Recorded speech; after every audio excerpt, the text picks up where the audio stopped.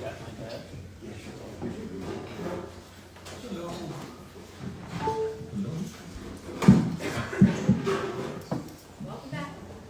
Thank you.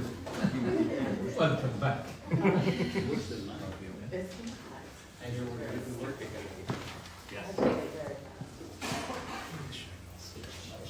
Okay, I'm going to carry on from yesterday. So if you weren't here yesterday, it will probably be completely incomprehensible. Which is not true, actually. No. I'm kind of taking a slightly different starting point, at least today. So it doesn't really depend on yesterday. For this second part, I've focused on, I gave it the title, Life Against Money, Money Against Life. No, it is.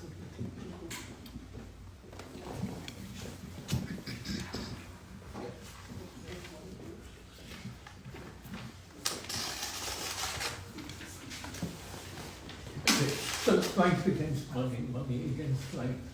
And the way the starting point, I suppose, is a slogan of the Zapatistas on their ridiculous, insane, surreal, amazing journey to Europe a couple of years ago. And in one of the communiques, there's a series of 6 communiques, which is really extraordinary, that run from October to December of 2020. And in one of them, they speak of the present confrontation in all the world, money against life. And in this confrontation, in this war, no one honest person should be neutral. Either you are with money or you are with life. And the argument is simple, because we live in a world ruled by money. The rule of money is the rule of capital, the rule of profit. We have known for a long time that this causes enormous social suffering. Money shapes our access to the riches of the world. Every day, thousands and thousands of people die by starvation, curable illness, or violence, for no other reason than that money shapes the way that we relate to one another. The way in which we act each day is shaped by the fact that money stands as a gatekeeper to survival, gatekeeper to life and enjoyment. It's money that channels us into labor, into that peculiar activity that we do not control, an activity that directly or indirectly is shaped by the need to produce value, by the need to generate the expansion of money, to generate profit. And it is money that creates poverty and extreme wealth. It's money that shapes the way we think, the categories we use. It is money and its insatiable need for expansion, for profit, that is destroying the world, quite literally. So that when the Zapatistas say, well, it is either money or it is life, then probably they are not exaggerating at all. No, as long as money rules the world, as long as money is the dominant form of social relations, then there is a process of destruction of life. And yesterday we said that revolutionary hope, rather, is hope against, no, not for. Hope against implies the existence of an object, hope against something. And I think now we have an indication of what that object is. It's hope against money. And it was one question to start off with is, well, why do I talk about money rather than capital? No. And partly, it's not to reject the notion of capital. Money is capital and movement. But capital, it's partly because I think we need to try and refresh our vocabulary all the time. And I think it's partly because if we just focus on capital, then this gives the impression that the enemy is an external enemy. No? I imagine that not many of us in this room have very much capital. So when we talk about capital, we are talking about them over there. And it's not that, or it's not just that. We're really talking about, if we talk about not about capital, but about money, then it's clear that we're talking about something that penetrates into our everyday lives. Probably all of us will use money or engage in money relations between now and tomorrow. Very likely between now and when we go to bed. It's something that's in our lives and shapes ourselves very much. So it's clear that if we focus on money, then we're not just talking about it then, we're actually talking about changing fundamentally the way in which we relate to one another. I think that's why I prefer to talk about money. It's certainly not a rejection of the classical or of the traditional, it's not a rejection of the notion of capital at all, or the importance of that notion, but really to just focus on money. It's also, I suppose it has something to do with capital, the book Capital, and the way in which we read Capital. I think the tendency in recent years, which I agree with completely, is to focus very much on the first chapter in particular of Capital, where Marx said, Marx's argument is very clearly, no, we start with commodity exchange. If we relate to one another through commodity exchange, then we will develop not only a system of abstract labor which reduces human activity to the production of commodities, but we will be relating to one another through money. Once we have money, then we are into a kind of logic of where money and the possibility of expanding money detaches itself from the interchange of commodities, and this leads on to capital, and it leads on to capital accumulation and all that implies. So his argument, as I understand it, is that a society in which we relate to one another through commodity exchange is a society ruled by money and therefore by the pursuit of profit.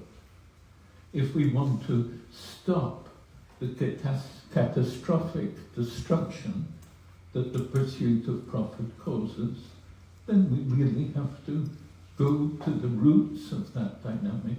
And the root of that dynamic is the fact that we relate to one another through commodity exchange, through value. This is a much more radical reading, I think, of Marx than the old traditional idea that we just have to get rid of the capitalists and the capitalist class. No, he's saying we have to stop. If we really want to stop the destruction of the world, then we have to stop relating to one another through commodity exchange, through value, through money.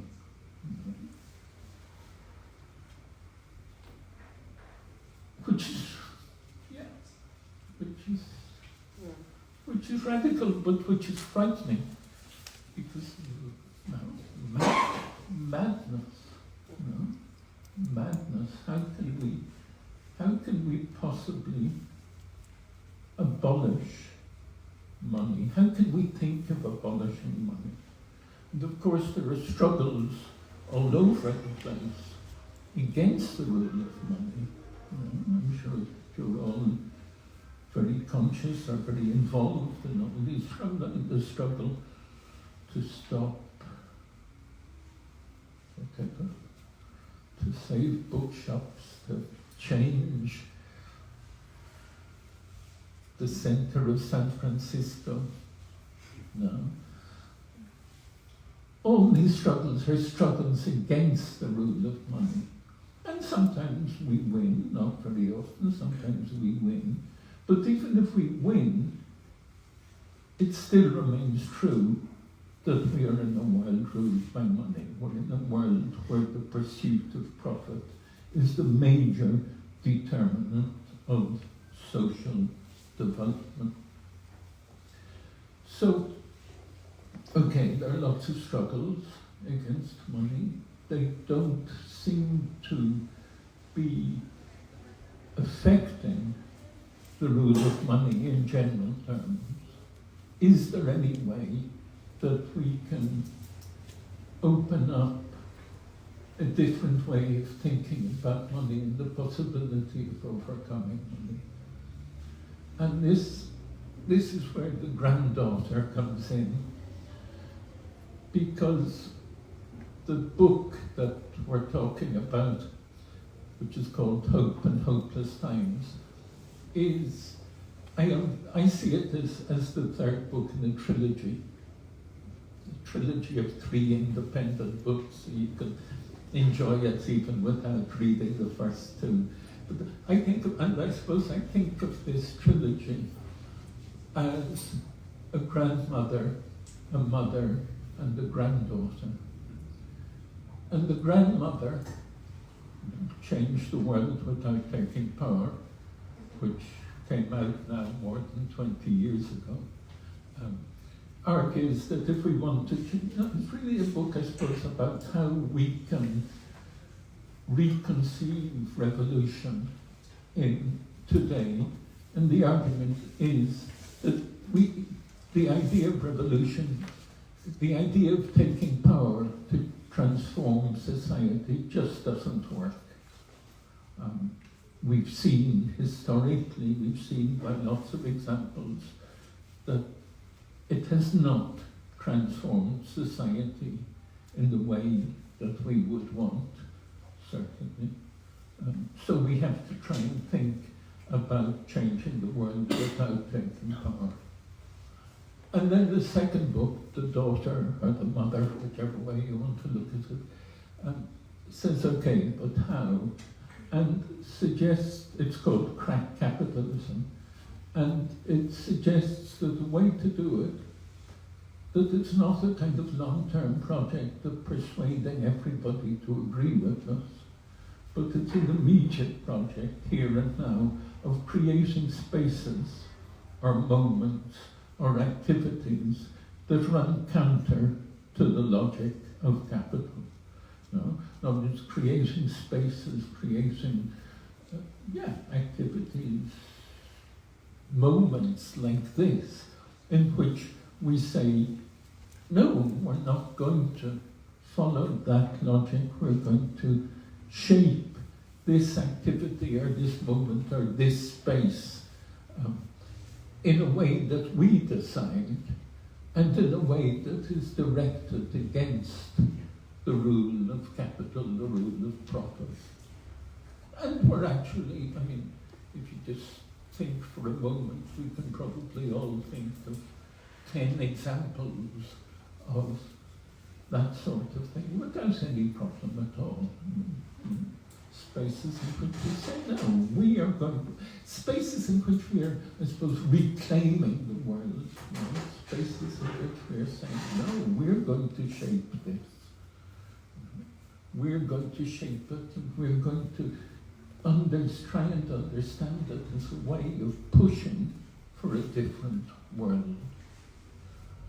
And the argument of crack capitalism is that the only way we have now of thinking of revolution is really through the recognition of these spaces, because often we just don't recognize them, through the recognition, creation, expansion, multiplication, and confluence of these cracks.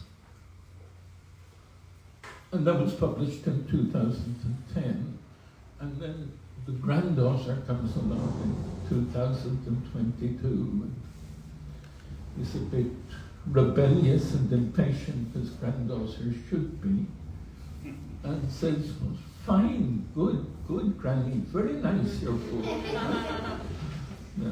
Fine, Mummy, yes, of course, absolutely right about crack capitalism, but we have to go further. Capitalism is still there. How do we get rid of it? How can we open up a different way of thinking about it? And that is really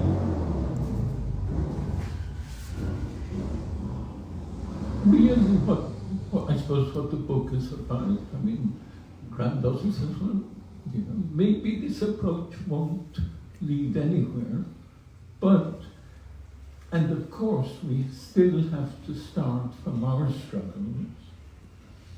But somehow we have to ask if there is some way in which our struggles are not just an eternal wave of one struggle and then another and then another, and then we get tired, but maybe somebody else will pick it up and it'll be another struggle and another struggle and another struggle.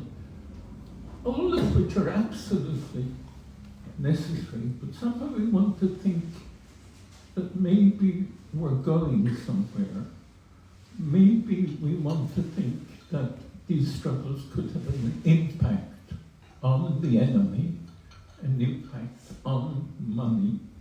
Maybe we want to think, could these struggles, could the accumulation of our struggles be creating a fragility within the enemy, a fragility within money? And I suppose that's how I understand Marx. That it seems to me Marx's theory has to be understood as a theory of hope, not as a theory of domination. Not as a theory of domination, but really a theory of the crisis or the fragility of domination. That the weakness of all dominators, capitalists, feudal lords, slave owners, is that they always depend on the dominated. They always depend on compelling them or persuading the dominated to do what they command them to do. So inherent in all domination is a fear that the dominated won't do it, that they might just get up and go away and say no. And there's this lovely story in Capital in the book Capital, of poor Mr. Peel. And Marx tells us about the sad story of poor Mr. Peel, who took with him, went to Australia, which was at that stage still an open country, or open in the sense of there's lots of land that wasn't property. He took with him, went to Australia, took with him, I think it was 3,000 members of the working classes, arrived in Australia and told them to start working.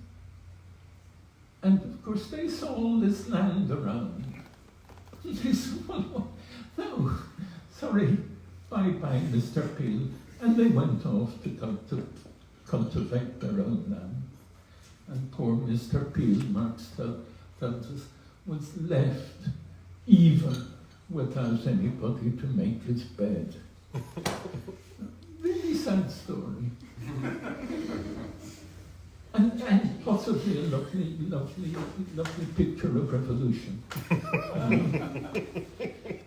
They just go off. And that's the problem, isn't it? For all dominators is, no, how do you keep people here?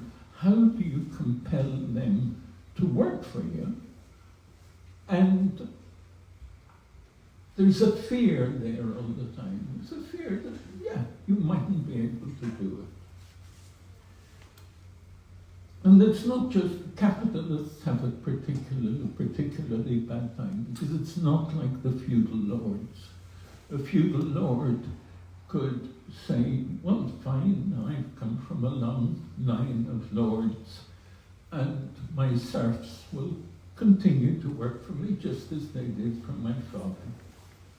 The capitalist can't say that, because if the capitalist workers today work in the same way as, say, 30 years ago, the capitalist won't be a capitalist anymore.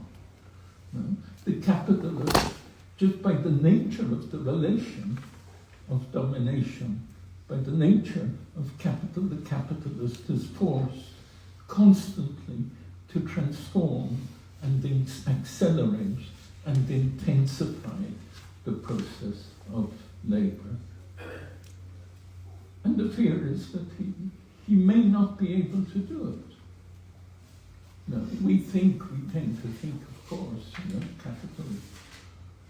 capital is just a kind of an automatic process of domination, but perhaps not. And if he has to continually intensify the process of labour, and he wants to get rid of the workers. Suchi don't like workers. Much better to replace them by machines. But the problem is, if he replaces them by machines, he then has to intensify the work of those who remain. He has to intensify it even more to offset the cost of the machines. And if he can't, then his profits will fall, and we enter a period of crisis. That's really basically what Marx, I think, explains in his theory of the tendency of the rate of profit to fall. So crisis is then a struggle to restructure the relations between capital and labour in order to restore the profitability of capital. But this restructuring involves an intensification of struggle. And maybe capital won't succeed.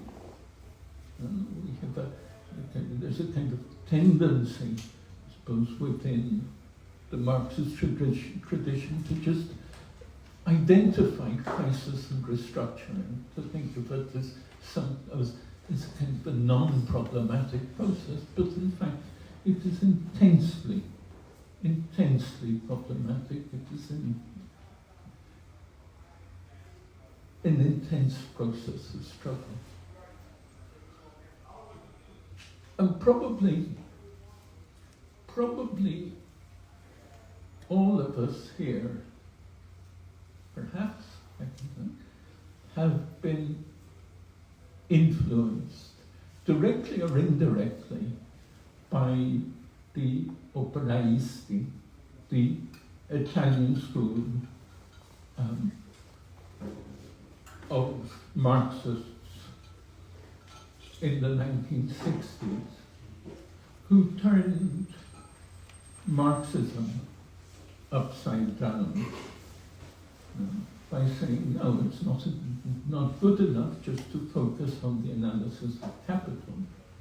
We have to start not from capital, but from the struggles of the working class. From the struggles of the working class as the motor force of capitalist development. And the classic statement was the nice quote from an article by Mario Tronti called Lenin in England in 1963. Not Lenin in England in 1963, an article in 1963 called Lenin in England, where he says, we too have worked with the concept that puts capitalist development first and workers second. This is a mistake, and now we have to turn the problem on its head, reverse the polarity, and start again from the beginning. And the beginning is the class struggle of the working class. And in this approach, the working class is the driving force of history, and capital is constantly developing in response to the working class attack. So capital is constantly on the back foot, as it were. And I say I suppose when I say we're probably all influenced by the operaistas, by people like Tronti and Negri and Sergio Bologna, because it was really that turnaround of Marxism that then led to a huge expansion of studies of particular struggles, both within factories and outside factories. So the whole kind of idea of sociology of work, for example, really took off from there. So if you're in an activism program, then ensure that at some level there is an influence there coming from that operaista inversion. So it was a study related to the study of forms of struggle, and particularly to the study of non-institutional struggle. Because what they were looking at was saying, well, we have to go beyond the traditional trade union notions and see that struggles aren't just struggles about wages or about reaching new agreements with employers, but there are struggles that go on all the time in the factories. There's the struggle of sabotage, ways of ways of doing things that will stop the assembly line. There's the struggle of the sore back. Oh, my back is sore, I can't go to work today.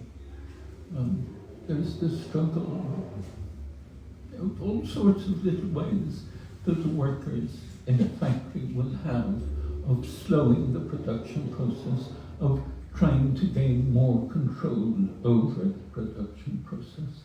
And they were writing at the time of huge upsurge in class struggle in the car factories of northern Italy.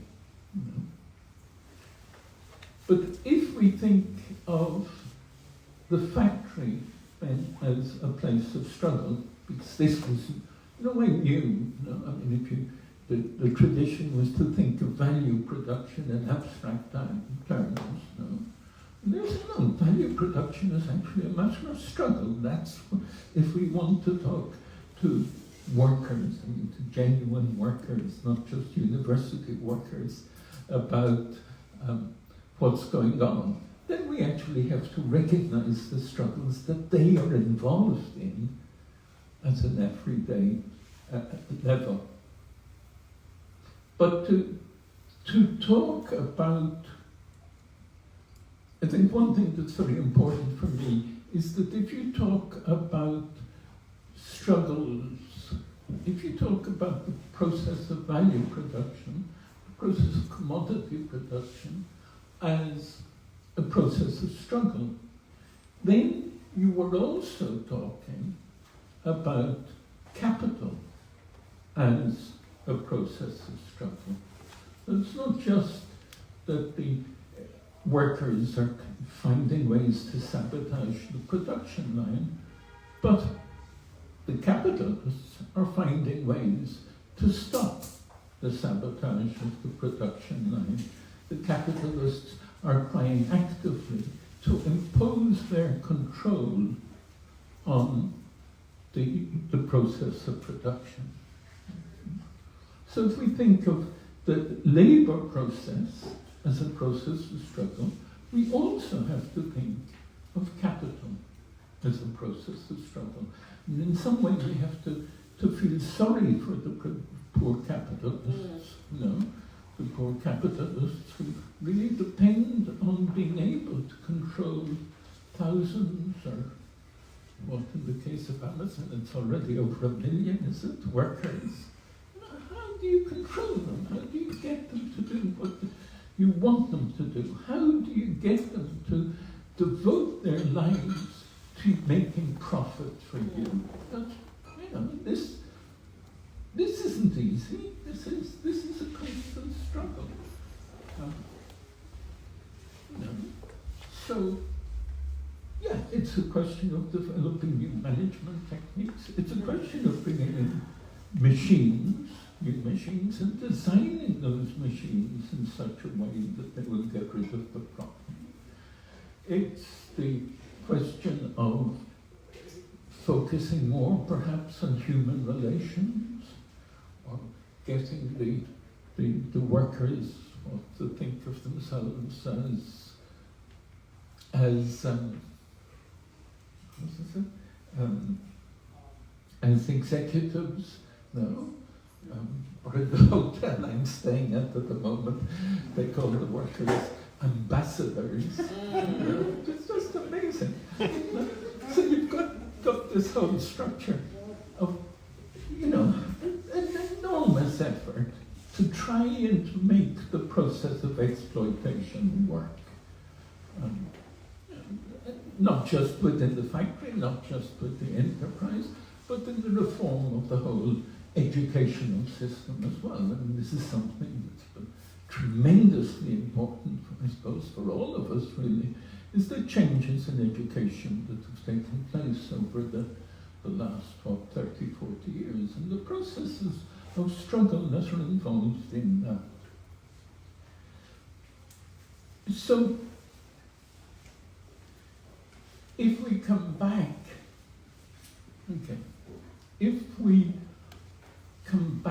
to this question of hope, and hope that we can actually get rid of capital altogether, the question of revolutionary hope.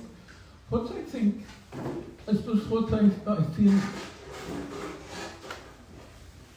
is that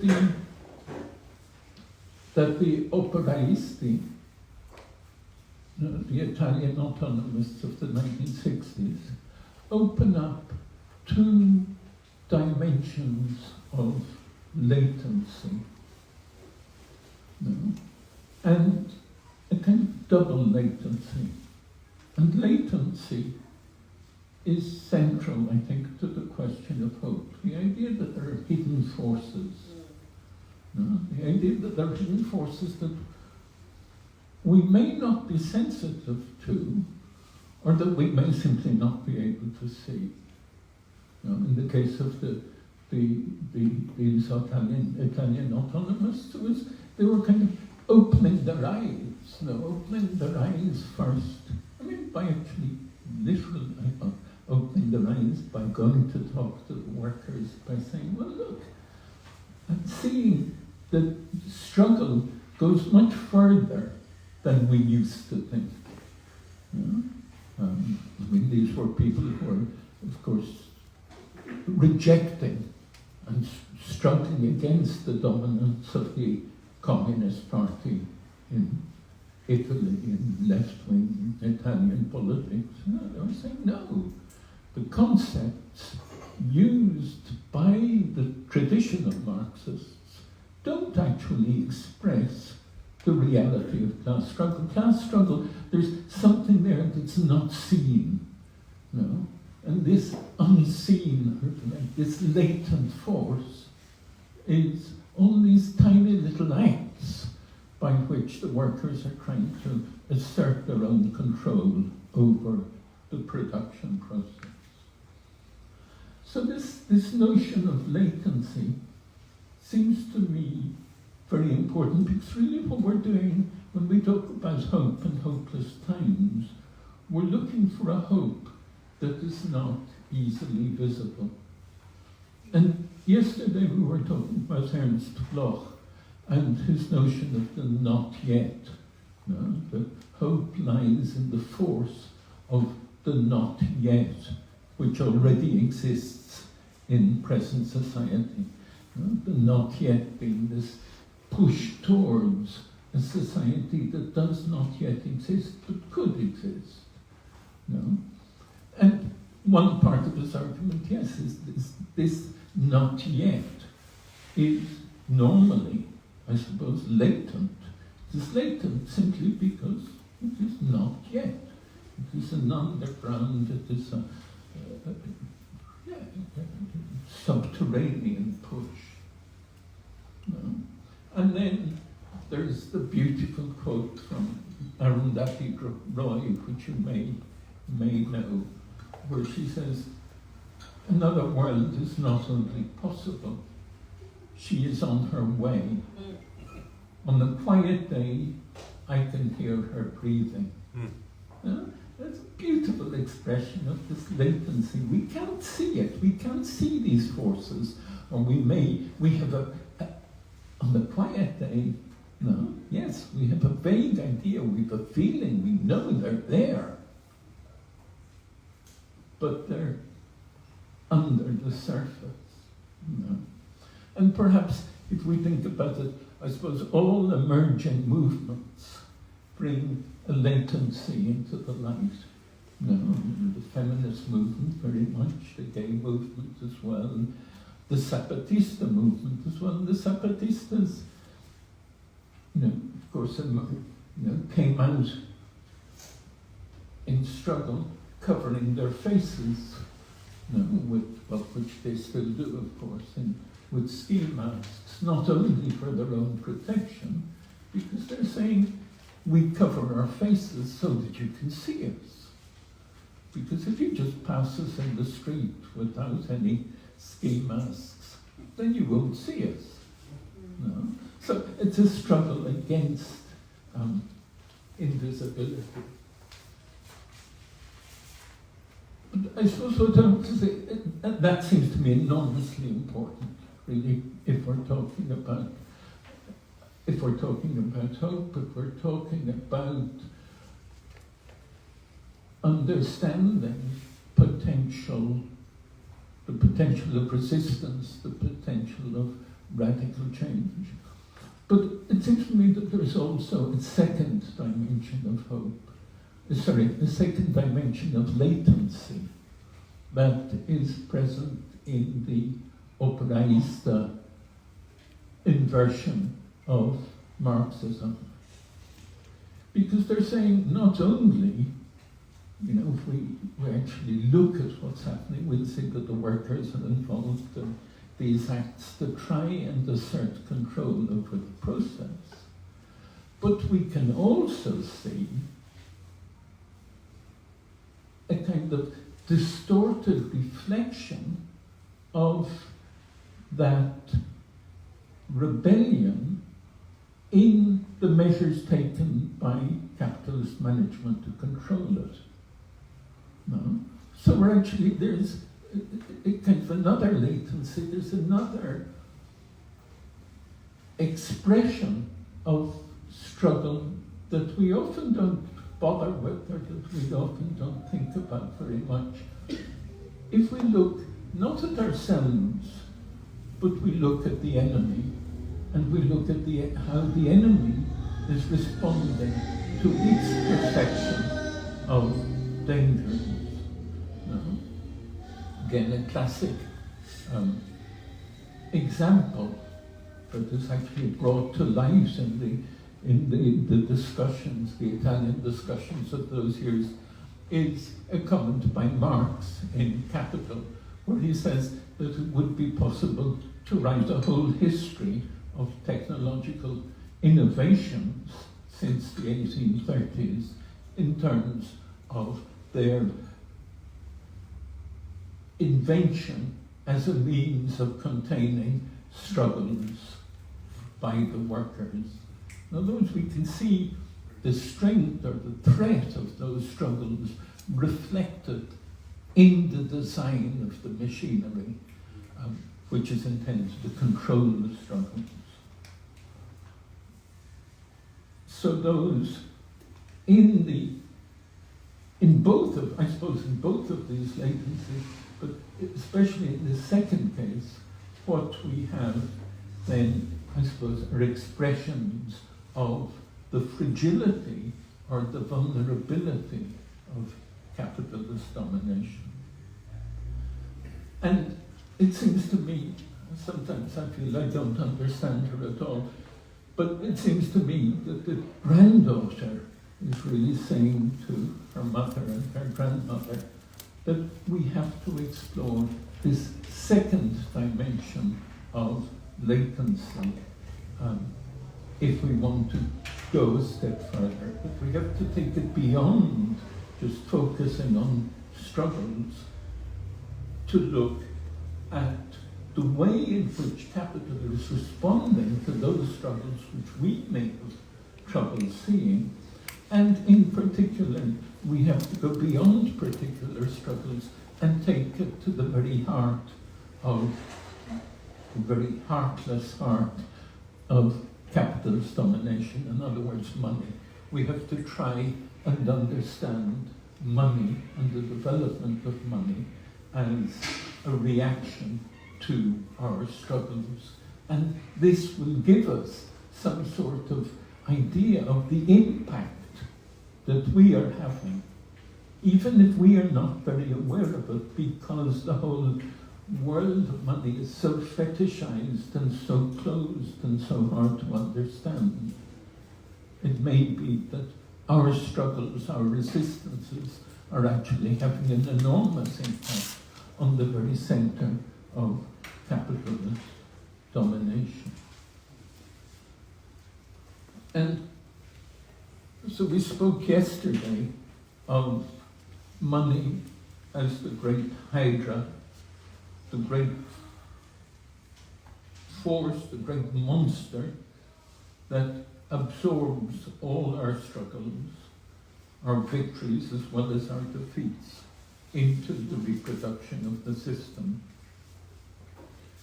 But I suppose in the same way as we can see that factory management, the activity of an individual capitalist, is a process of struggle, we have to see money as well as struggle.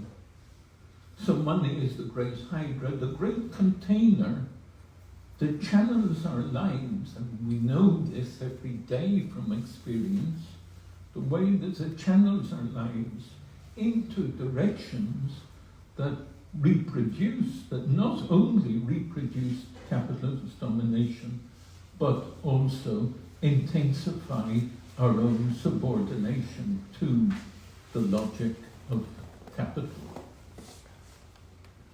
But if we see money as struggle, if we see it as this great monster, I suppose what we're saying is, but it's not omnipotent. It may actually not be succeeding as much as it appears to be. This is the great danger. We can think of ourselves as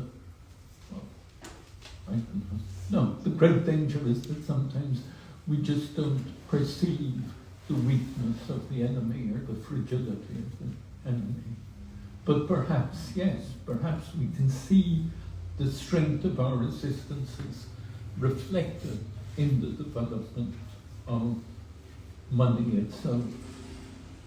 And there, it seems to me helpful, we mentioned it last night as well, to think of our resistances as being made up of both insubordination and non-subordination, with no clear dividing line at all.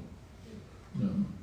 Insubordination is saying no, we won't, we will organize ourselves, we will struggle to say no to, I don't know, the destruction of our streets or the destruction of our school or whatever.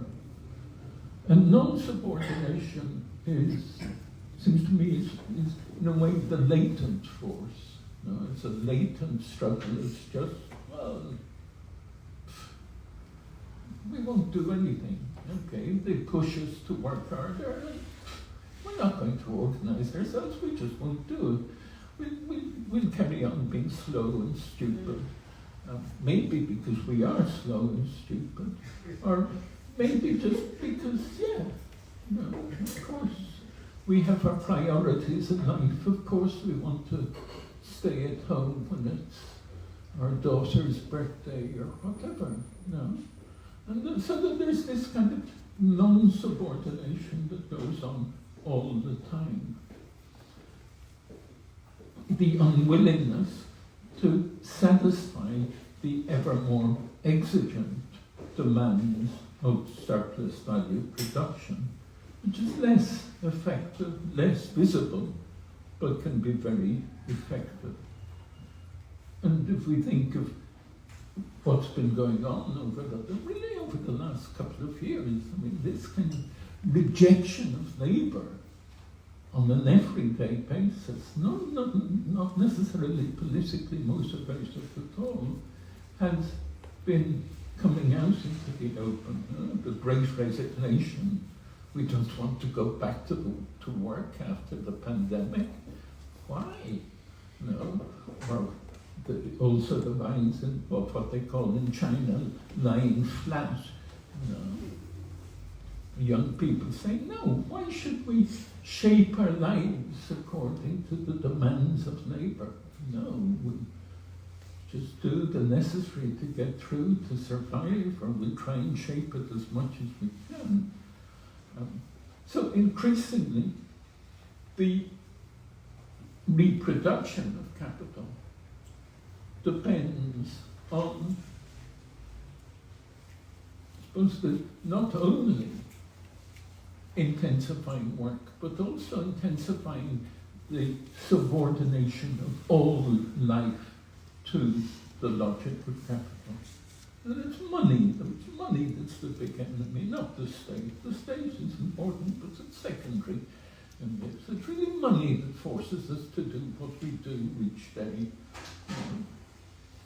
But I suppose insubordination and non-subordination indicate the incapacity of money very often to channel human activity within the ever-tightening bonds that capital accumulation required.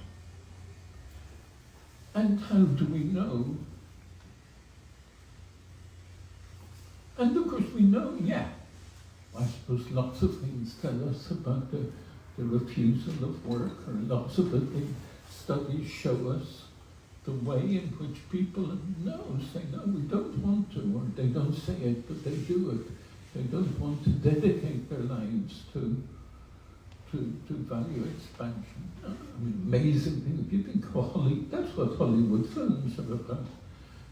All about this, but it's about the issue of labour against non-labour, and always usually end up with the reconciliation. And, also a series of, watch anything on television, and you can see that this question of the struggle against labour is there all the time. Okay, so it can be seen the strength of this non-subordination can be seen, I think, in the development of money itself. And it can be seen particularly in the growing separation between money and value production, which is expressed in the increasing symbolization of money, the abandonment of the link between money and gold, that is, between the link between money and actual value production, and see it in the abandonment of the gold standard under the pressure of growing social discontent in the 1930s. You can see it in the breakdown of the Bretton Woods system in 1971, again under the social pressure of all the unrest in the late 1960s, and of course the struggles of the Vietnamese. And you can see it in the enormous and unprecedented growth of debt over the last 40 years, especially 1981. So that the reproduction seems to be probably the central feature of capitalist development now is that it depends increasingly on the expansion of debt. In other words, capital has become increasingly fictitious. It is based not on the production of surplus value, but it is based on the gamble that surplus value will be produced tomorrow. And this means lots of things, but it means that the whole financial structure becomes more and more fragile. And I'm not going to go into detail now, but in a way that's what the granddaughter explores in the book, is just how do we understand the history of money since Marx's day in terms of the strength of non-subordination. How do we understand this pushing of money into a fictitious world on the basis of our strength, our resistances, our refusals to meet the requirements of surplus value production?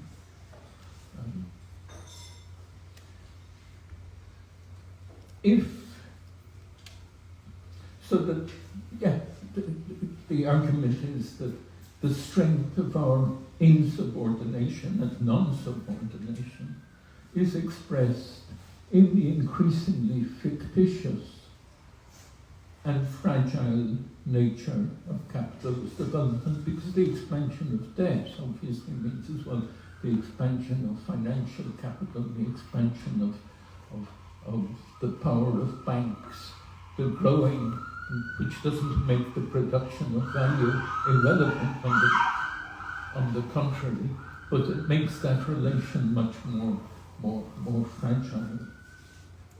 And that this expansion of debt is an expression of the reluctance of capital to confront its own fear, to confront the necessity of restructuring social relations radically. And I think, of course, one thing that's a bit uncomfortable about the book is that I think I finished it in February 2022, and immediately the Fed, the central bank, introduced a radical tightening of monetary policy. But it seems to me now that it hasn't, at least yet, gone to the point of changing radically this dependence of capital upon the expansion of debt. And capital's fragility, I think, means that it is increasingly volatile, stagnant, and violence.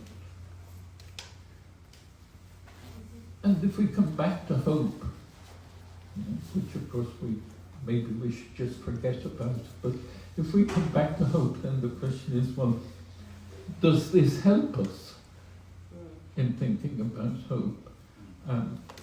And perhaps, I think not in any obvious way. It doesn't mean necessarily, that we're on the verge of revolution. Perhaps we are, perhaps we're not. But it does help, I think, and it does seem to me very important to understand capital's crisis as an expression of our strength. It does seem to me very important to think that we are the crisis of capital. We are the reason that this ridiculous system of domination is not working very well. It's not the capitalist's fault. That would be ridiculous. I mean, that's, I suppose, the reaction, especially in 2008, 2009, with the financial crisis, was to say, well, it's all the fault of the bankers, it's all the fault of the capitalists, which is really to say the capitalists ought to be dominating us more effectively. No, I think it's just the opposite. We have to say, no, we are the crisis of capital. We are the instability of the capitalist system. And this is not very comfortable, but it is very important.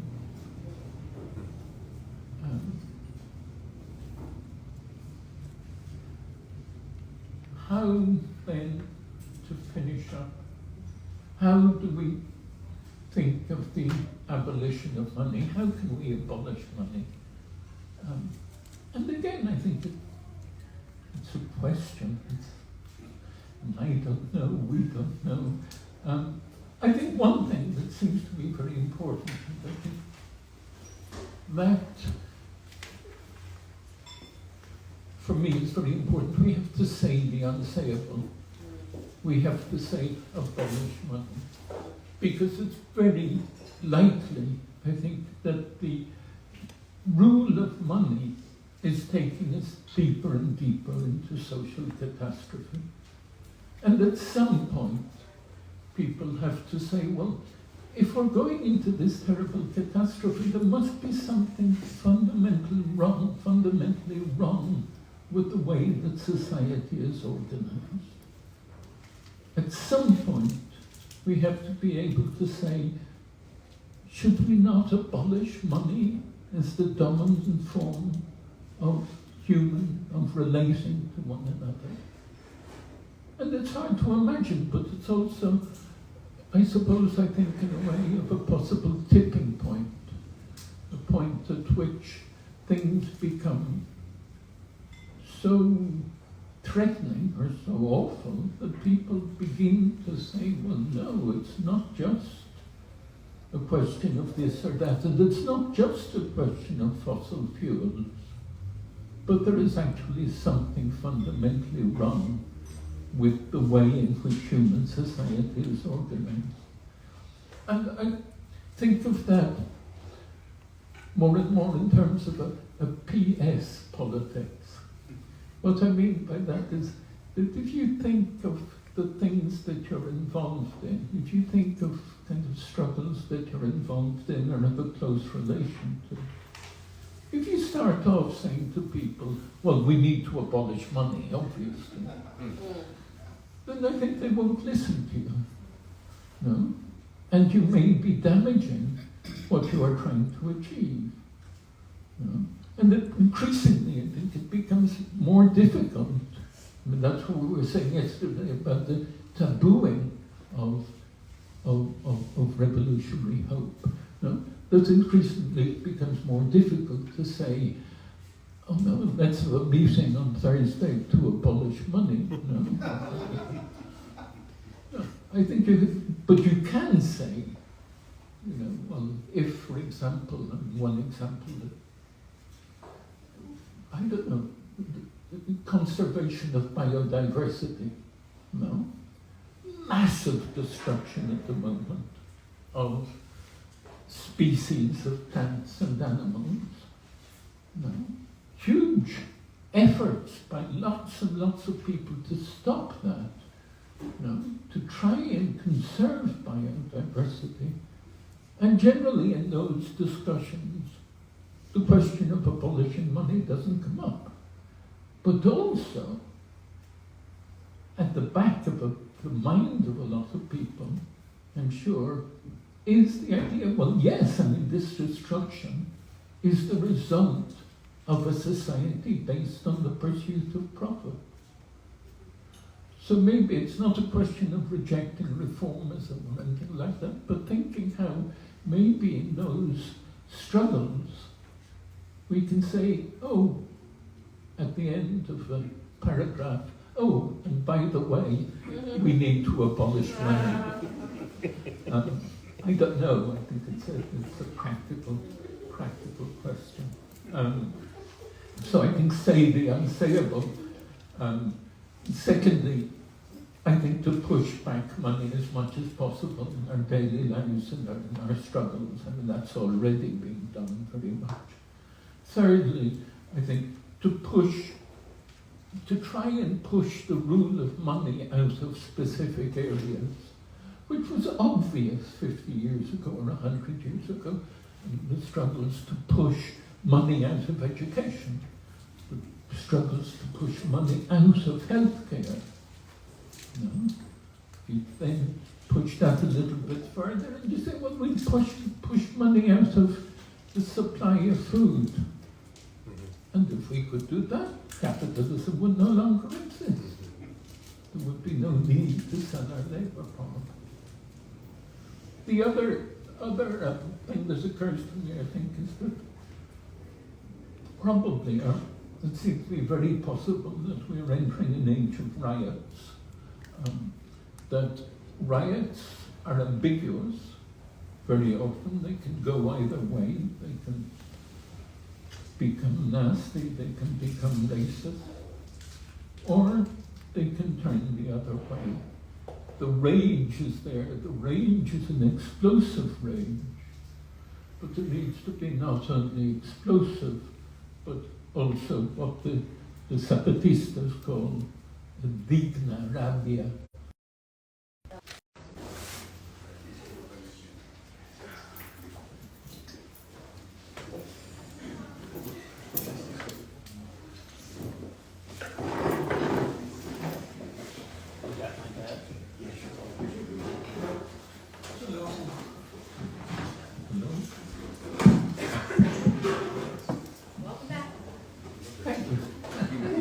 Welcome back.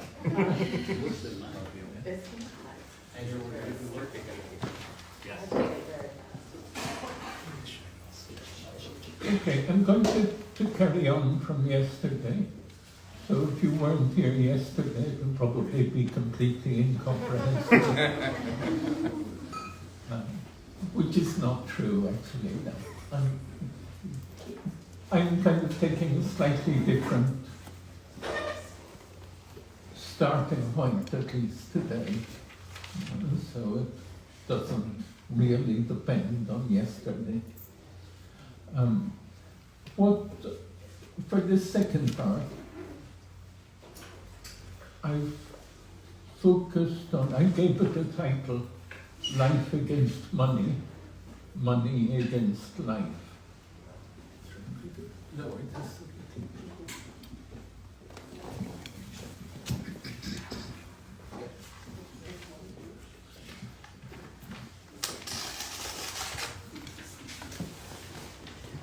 So it's life against money, money against life. And the way the starting point, I suppose, is a slogan of the Zapatistas on their ridiculous, insane